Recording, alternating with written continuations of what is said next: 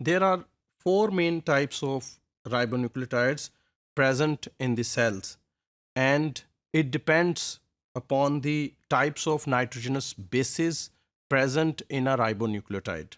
You know the structure of a ribonucleotide. There are three components. One is pentose sugar, ribose sugar, the other one is phosphoric acid, and the third one is nitrogenous base. The two components, that is phosphoric acid and a ribose sugar, they are same in all the ribonucleotides, and the only difference is in the nitrogenous base.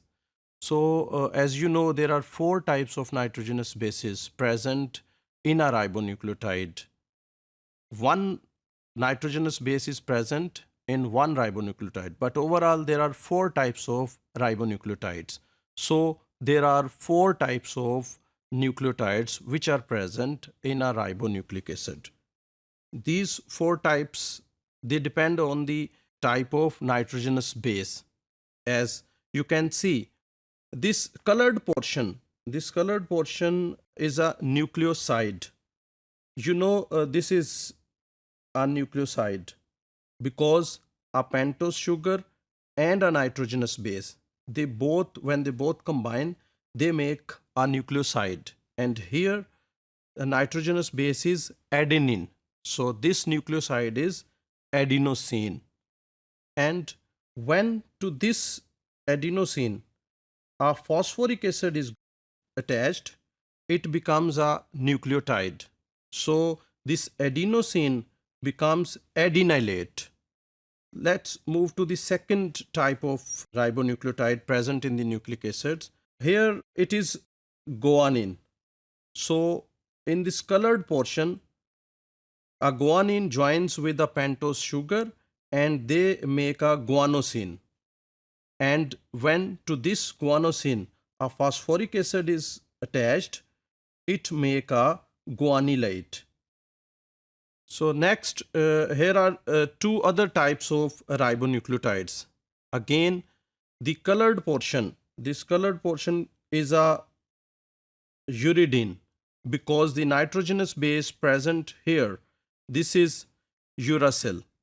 So to this uridine, one phosphoric acid group is attached and it becomes uridylate. This is third type of ribonucleotide present in the nucleic acids.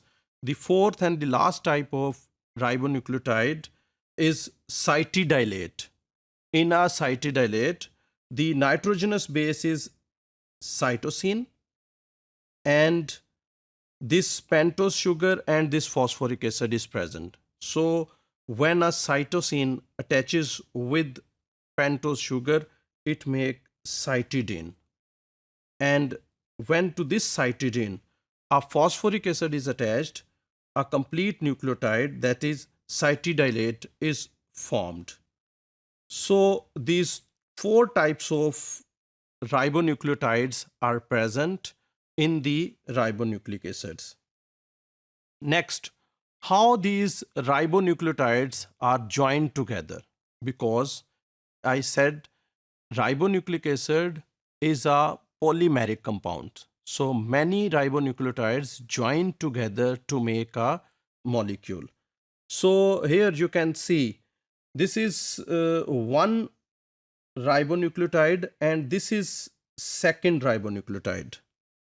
So in this ribonucleotide, one phosphoric acid is attached to its 5 carbon, and this attachment is through ester linkage.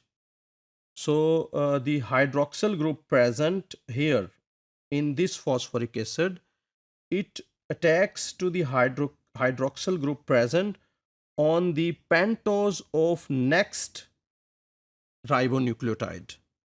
So in this way, a condensation reaction takes place here. A water molecule is removed, and here you can see these two ribonucleotides, they join together and they make a dinucleotide, in which these two nucleotides are linked together through phosphodiester linkage. Why this is called phosphodiester linkage? Because Here one phosphate group is present, and this phosphate group, it is linked with one pentose with a ester linkage, and the second ester linkage is present here. So whole this is one phosphate and two esters, so it is called phosphodiester. So in this way, a polymeric compound consisting of many ribonucleotides are formed. So in this way, many ribonucleotides, they join together and they make a polymeric chain, which is called a polyribonucleotide or a ribonucleic acid.